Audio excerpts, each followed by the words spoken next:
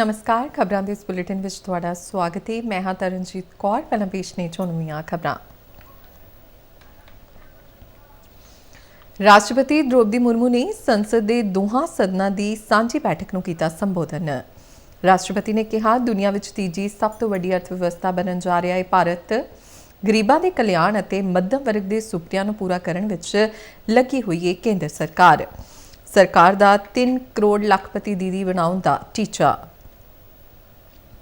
केंद्रीय खजाना मंत्री सीतारमन ने संसद विच आर्थिक सर्वेखण कीता पेश। सर्वेखण विच भारत दी विकास दर 6.3 तो 6.8% दे विचकार वधन दा अनुमान। दिल्ली विधानसभा चोणां तहत प्रधानमंत्री नरेंद्र मोदी ने द्वारका विच कीती चोण रैली। पीएम ने पानी की घाट ते साफ सफाई का मुद्दा चुक्या। कांग्रेसी आगू राहुल गांधी ते आप आगू भगवंत मान ते अरविंद केजरीवाल भी कर रहे ने चोण प्रचार। ग्रीन स्कूल प्रोग्राम अधीन पंजाब ने मुड़ हासिल किया बेस्ट स्टेट ते बेस्ट डिस्ट्रिक्ट पुरस्कार। 4 फरवरी नूं इंडिया हैबिटेट सेंटर नवी दिल्ली विखे किया जाएगा सन्मान।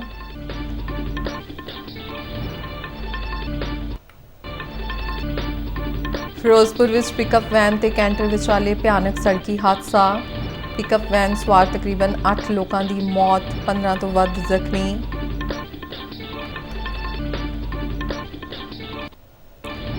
ते महाकुंभ विच तीजे अमृत इशनान लई अखाड़ियां ने शुरू की तैयारी। अखाड़ियां दी त्रिवेणी इशनान की थां पवित्र नदियां च इशनान करन लई श्रद्धालु नूं अपील। ते हुण खबरां विस्तार नाल।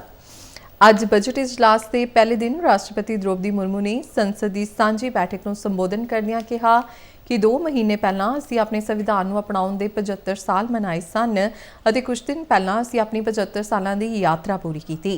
सारे भारतीयों वालों मैं बाबा साहेब अंबेडकर और संविधान कमेटी के होर सारे मैंबरां नूं नमन करदी हाँ।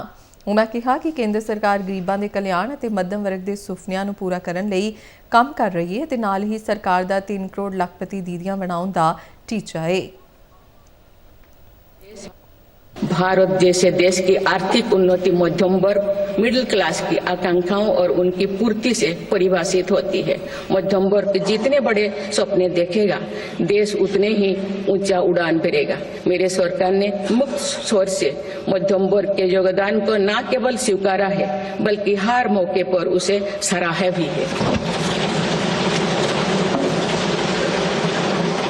सरकारी कर्मचारी भी मिडिल क्लास के अहम प्रतिनिधि है। हाल ही में मेरी सरकार ने सरकारी कर्मचारियों के कल्याण के लिए 8वें वेतन आयोग के गठन का निर्णय लिया है। ये निर्णय आने वाले वर्षों में सरकारी कर्मचारियों के वेतन में बड़ी वृद्धि का आधार बनेगा। केंद्र सरकार के लाखों कर्मचारियों का यूनिफाइड पेंशन स्कीम के तहत 50% सुनिश्चित पेंशन देने का निर्णय भी लिया गया है, जिसका व्यापक स्वागत हुआ है। भारत की असल जीडीपी विकास दर माली साल 2025 विच 6.4% रहने का अनुमान है और माली साल 2026 विच 6.3% तो 6.8% के दायरे विच रहने की संभावना है।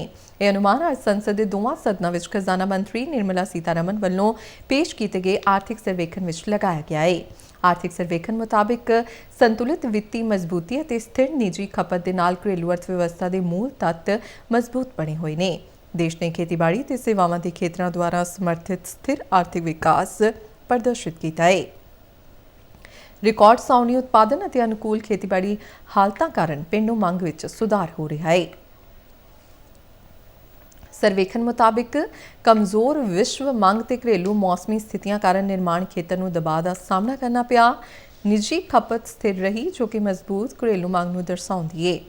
सर्वेखण विच देश की मध्यम मियाद की विकास संभावना नूं मजबूत करन लई जमीनी पद्धर ते ढांचागत सुधारां ते नियंत्रण मुक्ति राहीं देश की विश्वव्यापी मुकाबलेबाजी नूं बेहतर बनाउण ते भी जोर दिता गया है। 2011-12 में स्थिर कीमतां ते देश की जीडीपी माली साल 2025 की पहली तिमाही में 6.7% और दूजी तिमाही में 5.4% वधिया, जिस मुताबिक मौजूदा माली साल की पहली छमाही में असल जीडीपी वाधा 6% रहेगा। माली साल 2025 की पहली छमाही में खेतीबाड़ी विकास स्थिर रहा। जबकि दूजी तिमाही ਵਿੱਚ 3.5% ਵਿਕਾਸ ਦਰ ਦਰਜ ਕੀਤੀ ਗਈ। ਸੌਣੀ ਦੀ ਪੈਦਾਵਾਰ ਆਮ ਤੋਂ ਵੱਧ ਮੌਨਸੂਨ ਅਤੇ ਢੁਕਵੇਂ ਜਲ ਭੰਡਾਰਾਂ ਦੇ ਪੱਧਰ ਨੇ ਖੇਤੀਬਾੜੀ ਵਿਕਾਸ ਨੂੰ ਸਮਰਥਨ ਦਿੱਤਾ ਹੈ। ਮਾਲੀ ਸਾਲ 2025 ਦੀ ਪਹਿਲੀ ਛਿਮਾਈ ਵਿੱਚ ਉਦਯੋਗਿਕ ਖੇਤਰ ਵਿੱਚ 6% ਦਾ ਵਾਧਾ ਹੋਇਆ। ਰੋਜ਼ਗਾਰ ਦੇ ਮੋਰਚੇ ਤੇ ਸਰਵੇਖਣ ਵਿੱਚ ਕਿਹਾ ਗਿਆ ਹੈ ਕਿ ਸਾਲਾਨਾ ਪੀਰੀਅਡਿਕ ਲੇਬਰ ਫੋਰਸ ਸਰਵੇਖਣ ਯਾਨੀ PLFS ਮੁਤਾਬਿਕ 15 ਸਾਲ ਅਤੇ ਇਸ ਤੋਂ ਵੱਧ ਉਮਰ ਦੇ ਵਿਅਕਤੀਆਂ ਲਈ ਬੇਰੋਜ਼ਗਾਰੀ ਦਰ 2017-18 ਵਿੱਚ 6% ਤੋਂ ਘਟ ਕੇ 2023-24 ਵਿੱਚ 16% ਹੋਣ ਦੀ ਉਮੀਦ ਹੈ। ਸੰਸਦ ਵਿੱਚ ਪੇਸ਼ ਕੀਤੇ ਗਏ ਆਰਥਿਕ ਸਰਵੇਖਣ ਅਨੁਸਾਰ ਮਾਰਚ 2024 ਤੱਕ ਦੇਸ਼ ਵਿੱਚ 7 ਕਰੋੜ 75 ਲੱਖ ਕਿਸਾਨ ਕ੍ਰੈਡਿਟ ਕਾਰਡ ਖਾਤੇ ਚੱਲ ਰਹੇ ਨੇ। ਆਰਥਿਕ ਸਰਵੇਖਣ ਮੁਤਾਬਿਕ ਸੋਧੀ ਗਈ ਵਿਆਜ ਸਹਾਇਤਾ ਯੋਜਨਾ ਦੇ ਤਹਿਤ ਕੁੱਲ 5.9 ਕਰੋੜ ਕਿਸਾਨਾਂ ਨੂੰ ਲਾਭ ਹੋਇਆ ਹੈ। PM ਫਸਲ ਬੀਮਾ ਯੋਜਨਾ ਤਹਿਤ ਮਾਲੀ ਵਰ੍ਹੇ 2024 ਵਿੱਚ ਕਿਸਾਨਾਂ ਦੀ ਗਿਣਤੀ ਵਿੱਚ 26% ਦਾ ਇਜ਼ਾਫਾ ਹੋਇਆ ਹੈ ਅਤੇ ਇਸ ਦੇ ਨਾਲ ਹੀ PM ਕਿਸਾਨ ਯੋਜਨਾ ਦੇ ਤਹਿਤ ਦੇਸ਼ ਦੇ 11 ਕਰੋੜ ਕਿਸਾਨਾਂ ਨੂੰ ਲਾਭ ਪਹੁੰਚਾਇਆ ਗਿਆ ਹੈ। ਇਸ ਤੋਂ ਇਲਾਵਾ ਪ੍ਰਧਾਨ ਮੰਤਰੀ ਕਿਸਾਨ ਮਾਨ ਧਨ ਯੋਜਨਾ ਦੇ ਤਹਿਤ 23,61,000 ਕਿਸਾਨਾਂ ਨੂੰ ਰਜਿਸਟਰਡ ਕੀਤਾ ਗਿਆ ਹੈ। ਸਰਵੇਖਣ ਤੋਂ ਇਹ ਜ਼ਾਹਿਰ ਹੁੰਦਾ ਹੈ ਕਿ ਕੁੱਲ ਮਿਲਾ ਕੇ ਕੇਂਦਰ ਸਰਕਾਰ ਦੇ ਫੋਕਸ ਵਿੱਚ ਦੇਸ਼ ਦੇ ਛੋਟੇ ਅਤੇ ਮੱਧਮ ਦਰਜੇ ਦੇ ਕਿਸਾਨ ਨੇ। ਸੀਤਾਰਮਨ ਨੇ ਦੱਸਿਆ ਕਿ 31 ਮਾਰਚ 2024 ਤੱਕ ਮੱਛੀ ਪਾਲਣ ਗਤੀਵਿਧੀਆਂ ਦੇ ਲਈ 1,24,000 ਤੇ ਪਸ਼ੂ ਪਾਲਣ ਗਤੀਵਿਧੀਆਂ ਲਈ 44,40,000 ਕਿਸਾਨ ਕ੍ਰੈਡਿਟ ਕਾਰਡ ਜਾਰੀ ਕੀਤੇ ਗਏ ਸਨ।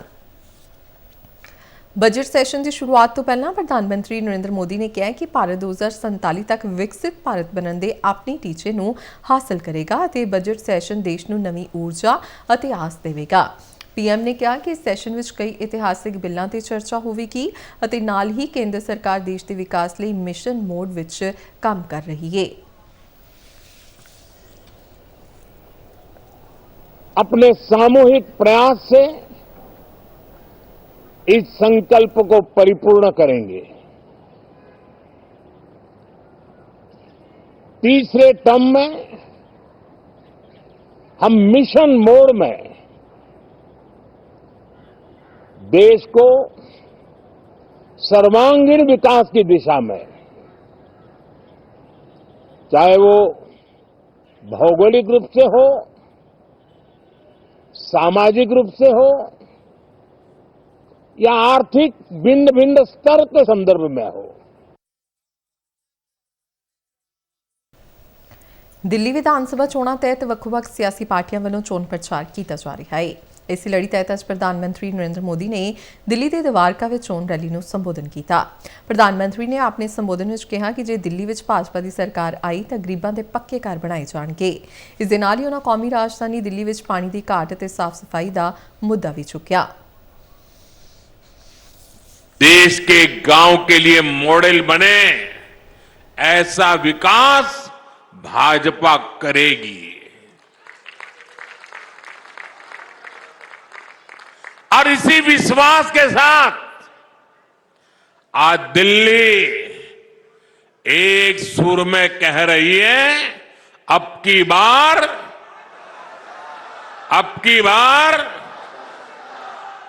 बार साथियों, दिल्ली को केंद्र और राज्य सरकार की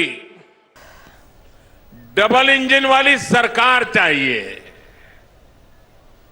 आपने ਉੱਥੇ ਦਿੱਲੀ ਵਿਧਾਨ ਸਭਾ ਚੋਣਾਂ ਤਹਿਤ ਕਾਂਗਰਸ ਦੇ ਸੀਨੀਅਰ ਆਗੂ ਅਤੇ ਲੋਕ ਸਭਾ ਵਿੱਚ ਵਿਰੋਧੀ ਧਿਰ ਦੇ ਨੇਤਾ ਰਾਹੁਲ ਗਾਂਧੀ ਮਾਦੀਪੁਰ ਵਿੱਚ ਚੋਣ ਰੈਲੀ ਨੂੰ ਸੰਬੋਧਨ ਕਰ ਰਹੇ ਨੇ ਅਤੇ ਕਾਂਗਰਸ ਦੇ ਹੱਕ ਵਿੱਚ ਵੋਟ ਮੰਗ ਰਹੇ ਨੇ। ਇਸ ਦੇ ਨਾਲ ਹੀ ਪੰਜਾਬ ਦੇ ਮੁੱਖ ਮੰਤਰੀ ਭਗਵੰਤ ਮਾਨ ਦਿੱਲੀ ਦੇ ਕੌਂਟਲੀ, ਰੋਹਤਾਸ ਨਗਰ, ਗੋਕਲਪੁਰ ਵਿੱਚ ਰੋਡ ਸ਼ੋਅ ਕਰ ਰਹੇ ਨੇ, ਜਿਸ ਮਗਰੋਂ ਬਾਬਰਪੁਰ ਇਲਾਕੇ ਵਿੱਚ ਇੱਕ ਚੋਣ ਰੈਲੀ ਨੂੰ ਵੀ ਸੰਬੋਧਨ ਕਰਨਗੇ। ਇਸ ਦੇ ਨਾਲ ਹੀ ਆਮ ਆਦਮੀ ਪਾਰਟੀ ਦੇ ਕੌਮੀ ਕਨਵੀਨਰ ਅਰਵਿੰਦ ਕੇਜਰੀਵਾਲ ਲక్ష్ਮੀ ਨਗਰ, ਗਾਂਧੀ ਨਗਰ ਅਤੇ ਸ਼ਾਹਦਰਾ ਵਿੱਚ ਜਨ ਸਭਾਵਾਂ ਨੂੰ ਸੰਬੋਧਨ ਕਰ ਰਹੇ ਨੇ।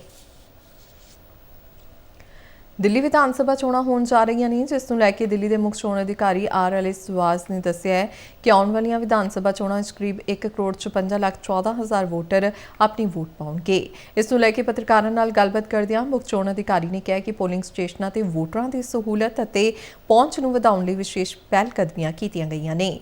ਉਨ੍ਹਾਂ ਦੱਸਿਆ ਕਿ ਕੌਮੀ ਰਾਜਧਾਨੀ ਵਿੱਚ 13,760 ਪੋਲਿੰਗ ਸਟੇਸ਼ਨਾਂ ਤੇ ਵੋਟਾਂ ਪੈਣਗੀਆਂ। ਸ਼੍ਰੀਮਤੀ ਵਾਸ ਨੇ ਵੋਟਿੰਗ ਲਈ ਇੱਕ ਆਰਟੀਫਿਸ਼ੀਅਲ ਇੰਟੈਲੀਜੈਂਸ ਆਧਾਰਿਤ ਕਤਾਰ ਪ੍ਰਬੰਧਨ ਪ੍ਰਣਾਲੀ ਅਤੇ ਰੰਗ ਕੋਡ ਵਾਲੇ ਬੂਥਾਂ ਦਾ ਵੀ ਉਦਘਾਟਨ ਕੀਤਾ ਹੈ। ਇਹ ਐਪ ਵੋਟਰਾਂ ਨੂੰ ਲੰਮੀਆਂ ਕਤਾਰਾਂ ਤੋਂ ਬਚਣ ਵਿੱਚ ਮਦਦ ਕਰੇਗੀ। ਸੁਰੱਖਿਆ ਦੇ ਨਜ਼ਰੀਏ ਤੋਂ VOTING ਵਾਲੇ ਦਿਨ ਦਿੱਲੀ ਪੁਲਿਸ ਦੇ 35,000 ਤੋਂ ਵੱਧ ਜਵਾਨ, 19,000 ਹੋਮਗਾਰਡ ਅਤੇ 220 CAPF ਦੇ ਜਵਾਨ ਤਾਇਨਾਤ ਕੀਤੇ ਜਾਣਗੇ। ਖਬਰ ਫਿਰੋਜ਼ਪੁਰ ਤੋਂ ਹੈ, ਜਿੱਥੇ ਫਿਰੋਜ਼ਪੁਰ ਫਾਜ਼ਿਲਕਾ GT ਰੋਡ ਉੱਤੇ ਇੱਕ ਪਿਕਅਪ ਵੈਨ ਅਤੇ ਕੈਂਟਰ ਵਿਚਾਲੇ ਭਿਆਨਕ ਟੱਕਰ ਹੋ ਗਈ। ਇਸ ਟੱਕਰ ਵਿੱਚ 8 ਲੋਕਾਂ ਦੀ ਮੌਤ ਦੀ ਖਬਰ ਹੈ, ਜਦਕਿ 15 ਲੋਕ ਜ਼ਖਮੀ ਦੱਸੇ ਜਾ ਰਹੇ ਨੇ। ਦੱਸਿਆ ਜਾ ਰਿਹਾ ਹੈ ਕਿ ਕੈਂਟਰ ਸੜਕ ਵਿਚਾਲੇ ਖੜਿਆ ਹੋਇਆ ਸੀ, ਜਿਸ ਨਾਲ ਤੇਜ਼ ਰਫ਼ਤਾਰ ਪਿਕਅਪ ਵੈਨ ਅਚਾਨਕ ਆ ਕੇ ਟਕਰਾ ਗਈ ਅਤੇ ਇਹ ਹਾਦਸਾ ਵਾਪਰਿਆ। ਇਹ ਪਿਕਅਪ ਵੈਨ ਗੁਰੂ ਹਰਸਹਾਏ ਤੋਂ ਜਲਾਲਾਬਾਦ ਵੱਲ ਜਾ ਰਹੀ ਸੀ, ਜਿਸ ਵਿੱਚ ਦਿਹਾੜੀ ਕਰਨ ਵਾਲੇ ਕਈ ਮਜ਼ਦੂਰ ਸਵਾਰ ਸਨ। नहीं असी तो देखो जी साडी ड्यूटी सी सानू जो पता लग्या तुरंत असीं 15 मिनट के मेरी पुलिस पार्टी पहुँच गई सी ते जिहड़े हैगे आ इंजर्ड सीगे उन्हां नूं लैके उन्होंने हॉस्पिटल जिहड़ा साडा फर्ज बनदा पहलां भी असीं जिहड़ा उहदी जान माल की राखी करना उन्हां नूं तुरंत जिहड़ा हस्पताल पहुँचाया गया। सैकंड जिहड़ा रस्ता वो चालू किया गया। ग्रीन स्कूल प्रोग्राम अधीन पंजाब ने एक बार फिर वकारी बेस्ट स्टेट ते बेस्ट डिस्ट्रिक्ट पुरस्कार हासिल करके वातावरण स्थिरता विच नवा मापदंड स्थापित किया है। ये पुरस्कार 4 फरवरी को India habitat centre Navi Delhi Vikhe centre for science and environment वालों करवाए जा रहे ग्रीन स्कूल पुरस्कार समारोह दौरान दिता जाएगा। पुरस्कार हासिल करने का सिरा Punjab state council for science and technology और पंजाब के विज्ञान टैक्नोलॉजी और वातावरण विभाग को जाता है।